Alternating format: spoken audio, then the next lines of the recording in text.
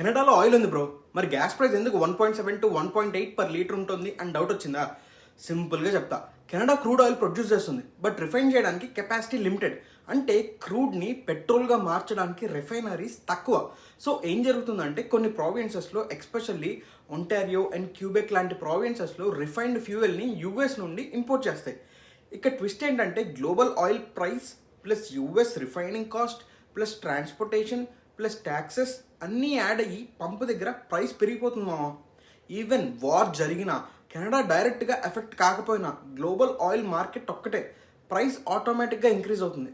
ఇక్కడ ఇంకో twist important ఏంటంటే కెనడాలో లీటర్కి 30 cents నుంచి 50 cents వరకు ట్యాక్సెస్ ఉంటాయి.